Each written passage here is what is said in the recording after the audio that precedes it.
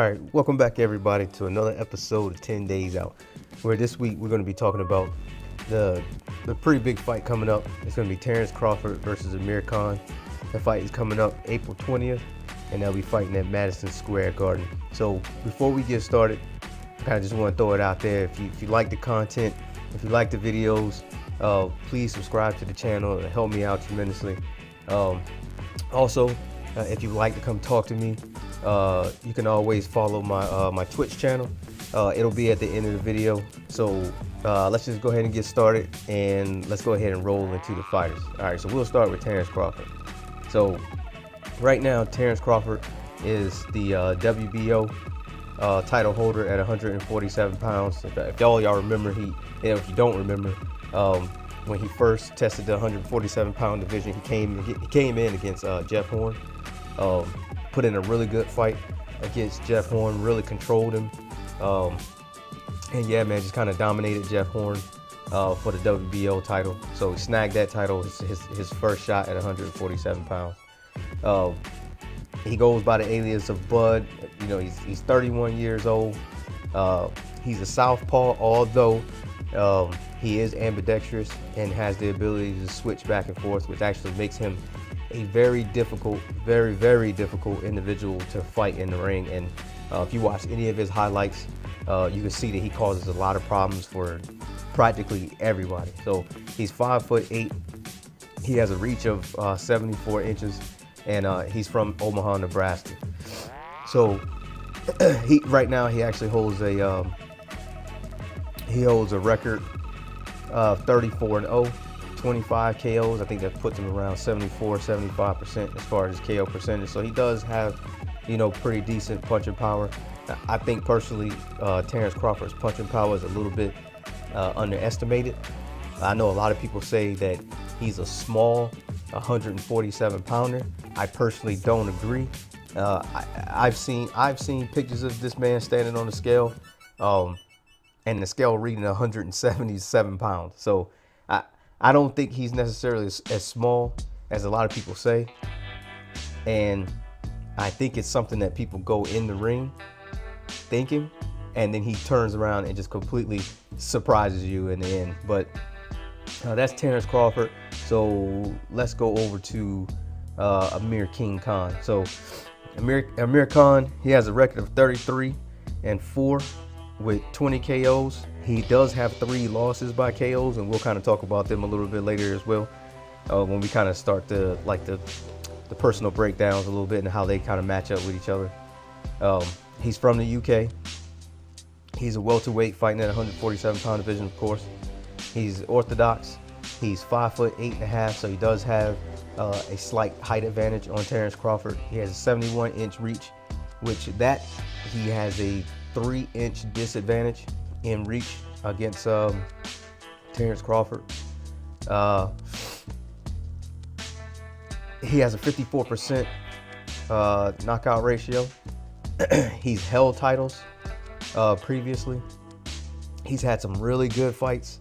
He's fought people like, we all know about how the fight went between him and Canelo Alvarez, where he moved up weight classes in order to fight a huge, and I mean devastating puncher in Canelo Alvarez. He dared to be great, but he came up short. It wasn't anything that was a shock to anyone. I think everybody kind of expected it, but he attempted it. He's never shied away from the really big fights. Everybody knows Amir Khan has always called out names like Floyd Mayweather and Manny Pacquiao, and he's never got those chances. So when the chance against Canelo Alvarez came up, he knew the risk. His trainer knew the risk. His trainer, Virgil Hunter, told him, said, hey, this is probably not a good idea. Amir Khan said, hey, I'm going to take my chances. And he did. But sadly enough, overhand right caught him clean on the jaw, and it put him to sleep. It was a very dangerous fight. I mean, we have weight classes for a reason. When you ask a man to kind of walk a tightrope for 12 rounds, all it takes is one slip and it's over. So he did box well in that fight early on, but again, he just got caught. Going back to Terence Crawford, let's kind of talk about let's kind of go into the fighters. What do they do well, right? So I would imagine by now everybody knows who Terence Bud Crawford is. He's number one or number two best pound for pound on most people's pound for pound list. I personally would place him number one, and I have my reasons for that. But let's talk about Terence Crawford specifically. What does Terence Crawford bring to boxing? What does he bring to this fight coming up on April 20th? My biggest thing with Terence Crawford is his ability to switch stances. That is extremely important, and it makes him extremely versatile. But you combine that with his speed and athleticism, and mostly, which I think is actually his strongest asset, is his boxing IQ. Terence Crawford is probably one of the smartest fighters that's actively fighting right now. And I say that because of his ability to not only take away the things that you do well or his opponent does well, his ability to actually use those very same things against you. So if you remember, and I'll go back, I'll try to go back in the memory bank real quick. If you look at his fight against, so we'll just use Jeff Horn. If you look at his fight against Jeff Horn, he was able to not only time Jeff Horn, control the space with Jeff Horn, but actually use everything that Jeff Horn was going to do against him. Jeff Horn would try to step in to try to make the fight a rough fight on the inside. Terence Crawford would either time him or counterpunch him or just completely control the neutral space between them so that Jeff Horn could not get in and do the things that he wanted to do. Terence Crawford basically took everything that Jeff Horn wanted to do and completely took it all away from him. And then by, I would say, the fourth round of that fight, he just completely dominated him. Completely dominated him on the way to a TKO win. So Terence Crawford, it's going to take a lot. There's a reason that he's up there in that 1 or 2 spot, and those are some of the reasons that he's my number one. I think for someone at 147 pounds to beat Terence Crawford is going to take an individual who has a lot more athleticism than him. I think speed, for sure, can be a troubling factor for Terence Crawford. If you remember his fight with Yuriorkis Gamboa back at, I think it was at 140. I think Gamboa actually dropped him during that fight. And Gamboa actually made it tough for Terence Crawford early on. I think Gamboa's speed initially in the beginning were huge factors to why in the beginning of that fight, it looked way more even than it did towards the end of that fight. We all know that towards the end of that fight, Terence Crawford completely took over. I think he dropped Gamboa like 5 or 6 times during that fight, and it just started looking crazy. Gamboa was all over the place after a while. But that's just what Terence Crawford does, man. His IQ in the ring is so fast. He has the ability to just on a dime analyze exactly what you're doing, and he has an adjustment or some type of game plan for it, which is why this fight coming up for Amir Khan is actually going to be very, very tough. Now for Amir Khan, this fight is going to be extremely important because here he is against a pound for pound great right now, and he's, for Amir Khan, I think he's coming down towards the end of his career. I mean, he's 32 years old. Me personally, I like to say that 33 years of age is kind of like the peak number.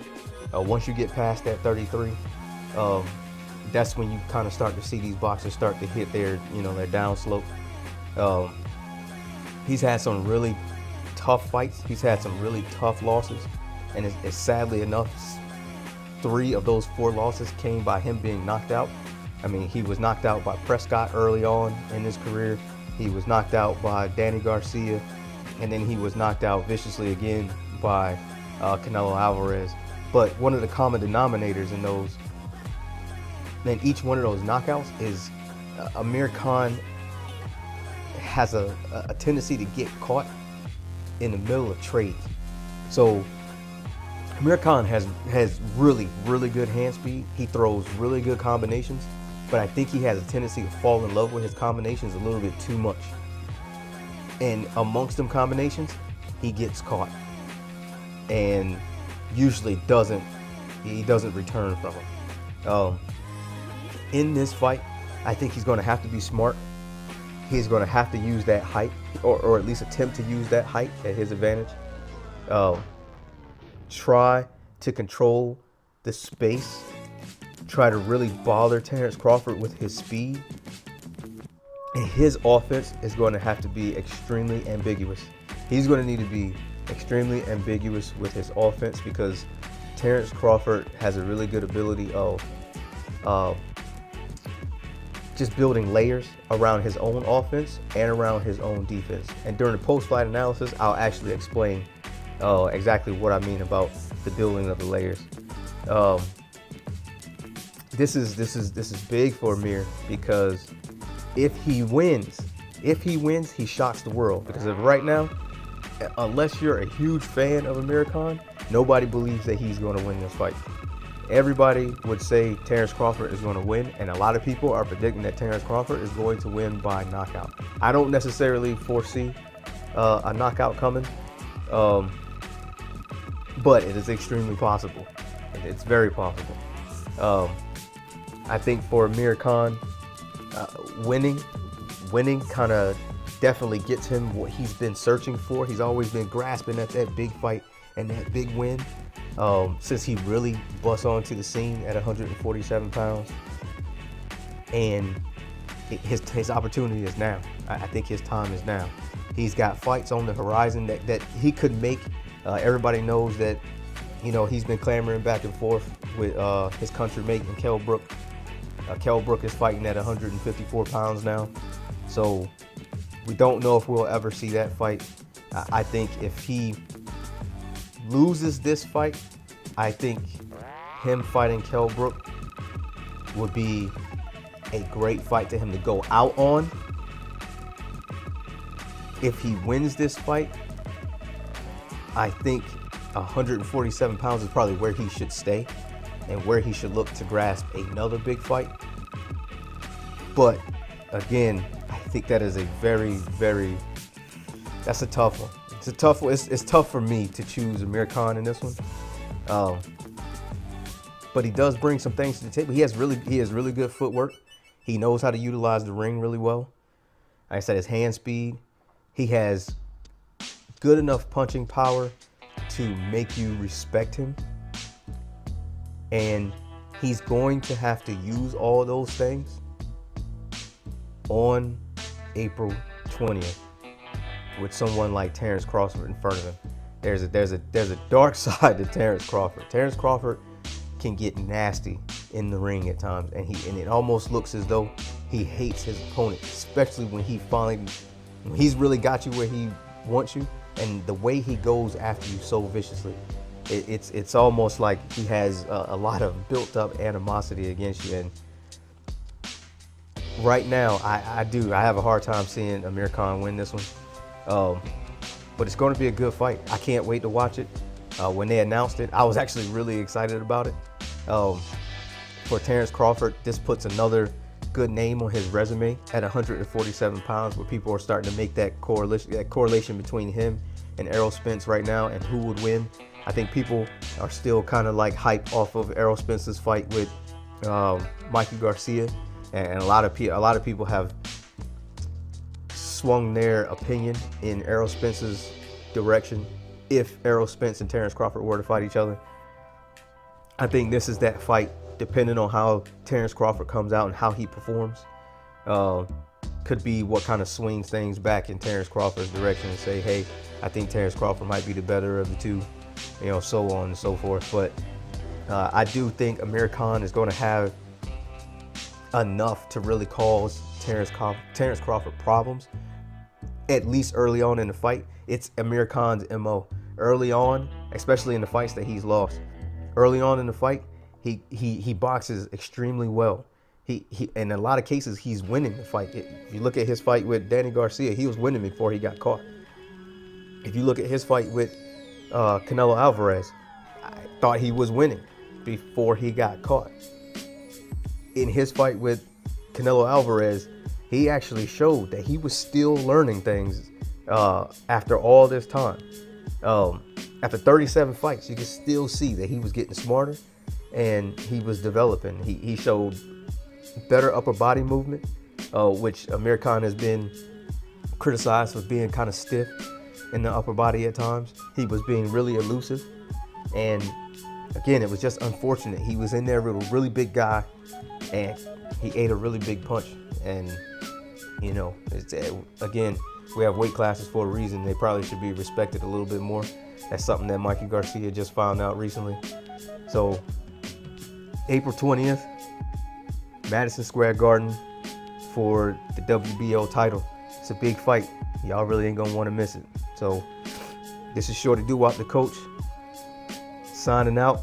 I'll be doing my post-fight analysis for this fight. I also have a post-fight coming up for Clarissa Shields and Christina Hammer. So yeah, you guys don't want to miss it. Again, if you like the content, please subscribe. Please join my my Twitch channel. Y'all can come in. I'll be playing games and stuff, but I mean, y'all can come in, drop me a line, drop me a follow. Tell me, say, hey, I saw your YouTube channel, man. We can talk about it. We can talk about anything boxing related. I love sitting down and talking to people about it. And honestly, I could talk forever. I like hearing everybody's opinion, but you guys let me know how y'all feel about Amir Khan fighting Terence Crawford. Is this it for Amir Khan? If he loses this, should he just walk away? If he happens to pull this off, what's next? What's next for Amir Khan? What does this fight mean for Terence Crawford? What does Amir Khan have to do to just beat the odds and win against Terence Crawford? You guys let me know. Let's go ahead and start a little bit of a dialogue down in the comments. And again, Shorty Doo-Wop, the coach, signing out.